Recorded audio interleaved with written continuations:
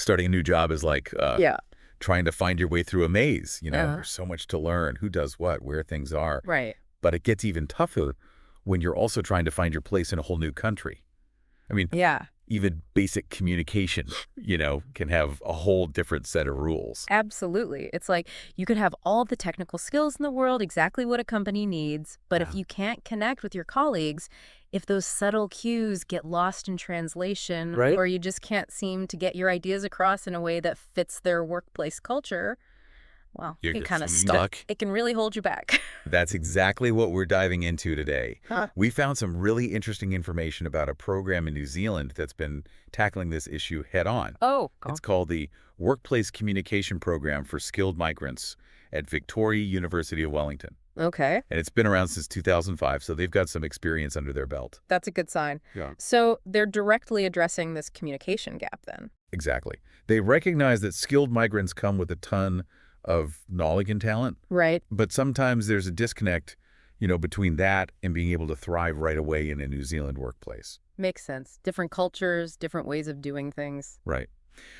We've been looking closely at a chapter that lays out exactly how this program works. Okay. It's from a document called CCAP7.pdf. And today, our mission is to break down this program for you. What makes it tick, how it bridges those communication gaps, and what lessons we can all take away for navigating new workplace cultures wherever we are. I'm in. Let's do it. So what were the main challenges that these skilled migrants were facing in New Zealand? What sparked this program in the first place? Well, they identified several key hurdles. One of the biggest was simply a lack of New Zealand work experience. Oh, I can see how that would be a problem. Employers naturally lean towards those who understand the local work scene, so that lack of experience can be a real disadvantage. Makes sense. And then there's a whole thing about New Zealand communication styles, how people give feedback, participate in meetings. Even their humor can be different. It's more than just the words themselves, right? It's the whole way it's done. Exactly. It's about understanding the context, the unspoken rules. The program also pointed out that many skilled migrants didn't have strong professional networks. Oh, yeah, those are so important. Those connections are vital for finding jobs, getting advice, feeling like you belong. Right. A lot of them also said they had limited social contact with New Zealanders outside of, shops and things. I see. So that limits their exposure to everyday communication, too. And when you're facing all these barriers, I imagine it can really knock your confidence. It definitely can. It's a lot to handle. The background info for this program even mentioned a stat from the 2001 census in New Zealand. About 2,000 skilled migrants across the country were unemployed or underemployed. Wow. That's a lot of talent not being fully utilized. That's a real loss. It really shows how important programs like this are. Totally. So with all these challenges in mind, what were the main goals of this workplace communication program? What were they aiming for? They had 3 main objectives. Number 1, helping migrants develop communication skills that were specifically appropriate for New Zealand workplaces. It wasn't just about improving general English. Okay, so it's more targeted than that. Exactly. Because being fluent in English doesn't automatically mean you know how to run a meeting or give a presentation in a way that works in that particular culture. Makes sense. What about the other goals? The second aim was to give participants actual work experience in New Zealand. So not just classroom learning, but getting their hands dirty. That's crucial. And the third goal? Helping them understand New Zealand workplace practices within their own professional areas. So they weren't trying to cover every single industry, but making it relevant to each person's field. That's smart. It sounds like they realized that lectures and textbooks alone weren't going to cut it. Exactly. Which is why a major component of this 12-week program was a 6-week workplace placement. Oh, wow. So they actually got to put everything into practice. Exactly. You can learn about communication styles in theory, but there's no substitute for actually doing it, interacting with real colleagues, Right, experiencing it firsthand. And the first part of the program, the instructional phase, was all about laying that foundation. They focused on raising awareness of specific communication features in New Zealand workplaces and giving participants the tools to analyze and understand those features. So it wasn't about dictating what to say, but more about helping them understand why certain styles are preferred in that culture. You got it. And they covered a wide range of topics. Cross-cultural awareness, which is essential when navigating different communication norms. Practical skills like how to write a New Zealand-style CV and ace job interviews. They even delved into New Zealand's culture, history, politics, and employment laws. Wow, that's a lot to pack in. So they're getting a good overview of the whole context they're working in. Exactly. And then they got into specific modules on giving presentations, writing reports, telephone etiquette, email writing, meeting skills, all those everyday but crucial things. It sounds like they really thought of everything. And they made sure the curriculum was flexible so they could adapt it based on the needs of each group. But yeah, it was pretty intense. I can imagine. 4 hours of class per day, plus a lot of independent study outside of that. Wow. So the participants really had to be committed. Definitely. Now, the university wasn't running this show alone. There were some amazing community partnerships that made a huge difference. Oh, that's cool. Who was involved? A big player was the Rotary Club of Wellington. They provided volunteers to act as tutors in the classroom. That's great. These tutors would join in role-playing, conduct mock interviews, give participants a chance to interact with native English speakers and get real-time feedback. That's such a valuable experience, hearing it straight from someone immersed in that workplace culture. Absolutely. The Rotary Club also helped connect participants with work experience placements and provided job mentors for after the program. Wow, they were really invested. Totally. Then there was the Johnson Group, a recruitment agency. Okay. Their main role was finding and securing those work experience placements in different organizations around Wellington. So bringing in that real-world industry connection. Exactly. Of course, Victoria University staff were heavily involved too. Teachers from their English Language Institute led the classes. Career advisors provided training on CV writing, job search strategies, and interview skills. It sounds like a really strong support system. It was. They also used authentic workplace conversations recorded by the Language in the Workplace Project, or LWP, which is based at Victoria University. Interesting. Tell me more about that. Well, since 1996, they've been recording real-life workplace interactions. That's a goldmine of data. Right. They use it for research, and in this case, for teaching. There's even a website if you want to check it out, www.victoria.ac.ncls/SLWP. I might have to take a look. So they're learning from real examples, not just textbook scenarios. Exactly. And then the ESOL Assessment and Access Specialist Service played a key role too. They helped select suitable participants, and they acted as workplace consultants during the internships, offering support to both participants and host organizations. Wow. So it was a real team effort with everyone working together. Totally. Okay, let's talk about the participants themselves. What were their backgrounds, and how did they get into this program? All right. So the program was designed for skilled migrants who already had permanent residency in New Zealand. They also needed solid professional experience in their field. A good level of English was a must, usually an IELTS score of 6 or higher, and they needed at least a bachelor's degree. So these were people who were already qualified and ready to work. Exactly. The catch was they had to be either unemployed or underemployed when they joined the program. So they had the skills, but they weren't able to fully use them in New Zealand. I see. It's about removing those barriers that are holding them back. Precisely. And the participants came from all over the world. China, Taiwan, Russia, Singapore, Malaysia, Cambodia, Iraq, Brazil, India, you name it. And their professional backgrounds were just as diverse. Accounting, business analysis, finance, insurance, PR, medicine, office management, engineering, law, economics, banking, software development. You get the picture. Wow, that's a huge range of expertise. It is. So how did they manage to cater to such a diverse group? Did they tailor the program to specific professions? Well, the good thing was that everyone had a pretty high level of English, which meant they could use more sophisticated learning materials. And since the main goal was to help participants find jobs in New Zealand, they could focus very specifically on those key workplace skills.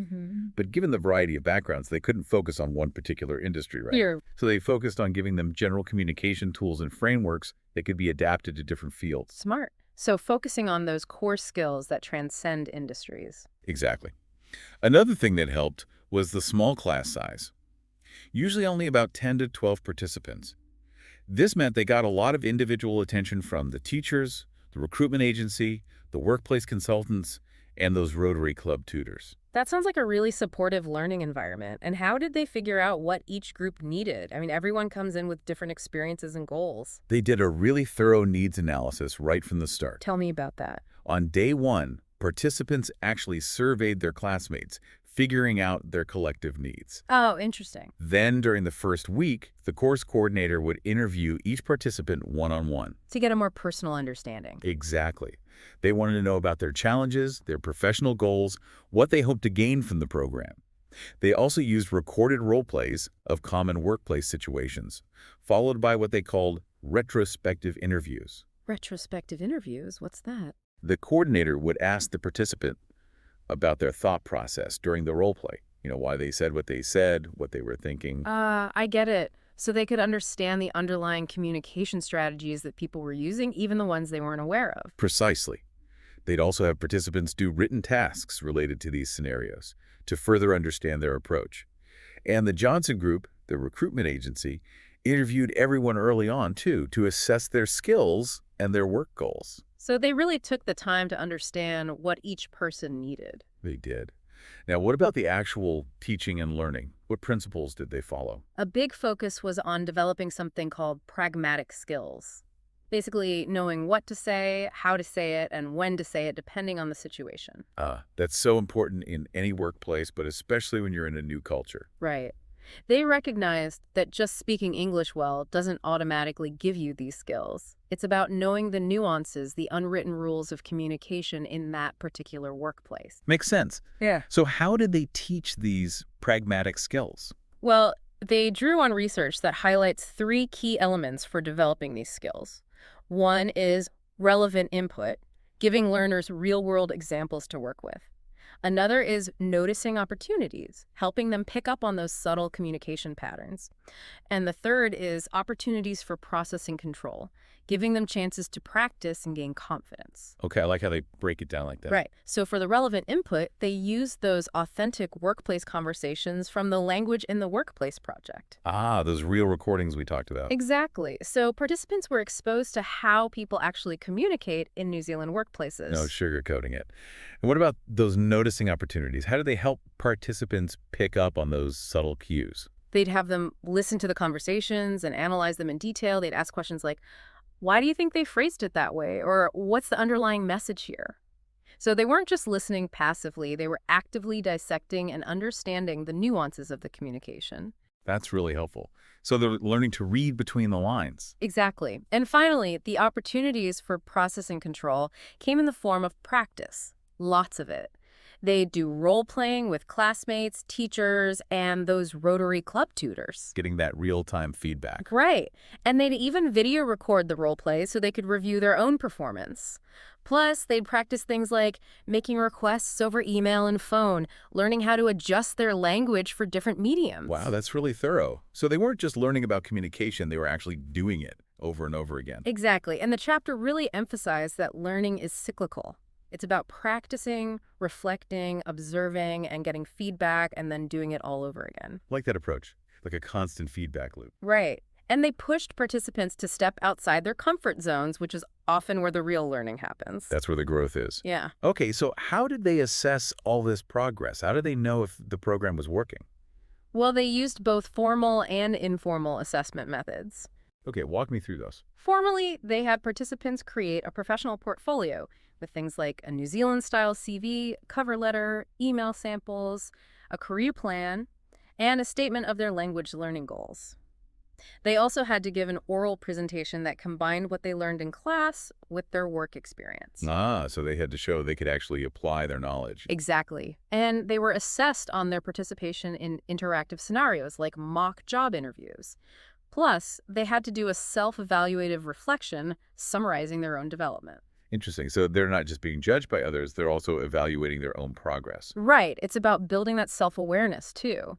And the work placement manager provided a formal report evaluating their independence, communication skills, and team fit. So they're getting feedback from the real world, too. Right. Informally, there were opportunities for self-assessment by watching those video recordings and ongoing feedback from the tutors and teacher. Plus, the workplace consultants provided feedback, too. So there were multiple feedback loops happening all the time. Makes sense.